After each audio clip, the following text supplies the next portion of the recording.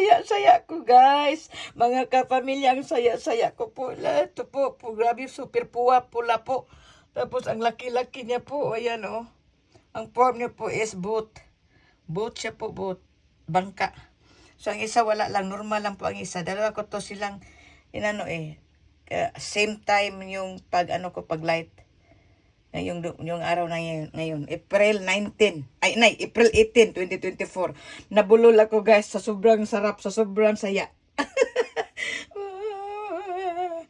Thank you, God, for sending Jesus. Thank you, Jesus, that you came. Holy Spirit, come and help us. Glorify your Savior's name. Alam po namin, Lord, na andito ka. Tumulong sa amin, handang tumulong pa din sa amin. Andyan ka palagi, O Lord. Mag-ingat lang po kami na hindi na magkasala pang muli para patuloy niyo po kaming tutulungan. I love you, Lord Jesus. Jesus Christ, Papa God, and to you also, Mama Mary. Thank you po sa lahat-lahat niyong pong tulong mula noon hanggang ngayon. Thank you. Love you, Lord. Good morning, Lord. Today po is April 18, 2024. Here po ito sa aking Blessed Sacrament. This is the day that the Lord has made, We will rejoice and be glad in it, For this is the day that the Lord has made. We will rejoice and be glad in it, for this is the day that the Lord has made. Thank you, Lord. So mga kapamilya, makikita niyo po ang iba pang mga milagro o mga sign ng Panginoon na andito lang siya sa mundo.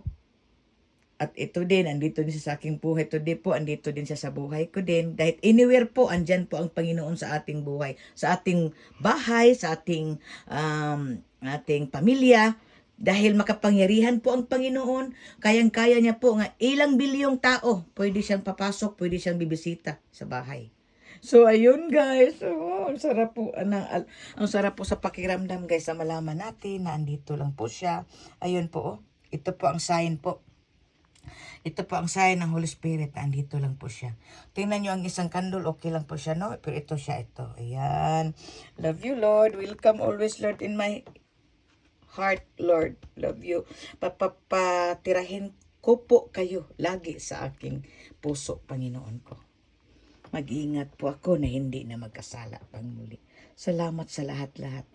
Noon pa po ito, guys, makikita nyo mga milagro o mga sign nandyan po sa aking album na ang title po sa aking album dyan sa Facebook, Miracles of Holy Spirit. So ayun, makikita nyo dyan lahat-lahat.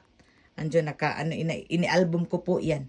Dahil akin yung mga memories sa Panginoon nung siya nagpakita sa akin, nagparamdam sa akin at nung lalo-lalo na sa aking mga daily prayer, siya sa akin.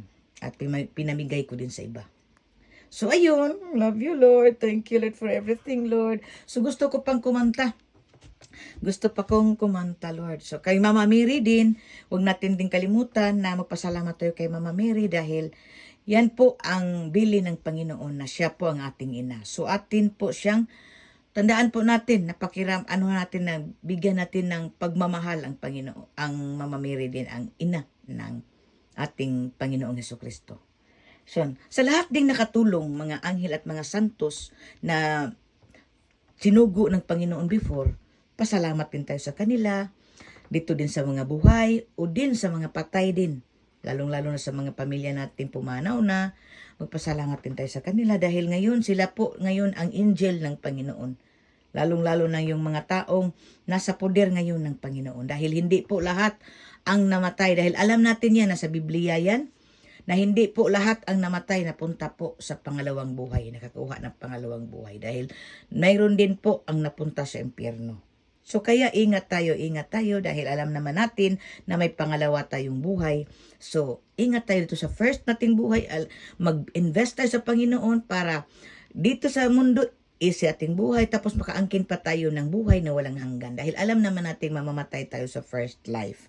So mapunta tayo sa Panginoon sa ating second life. So sa Kanya po may may buhay na walang hanggan.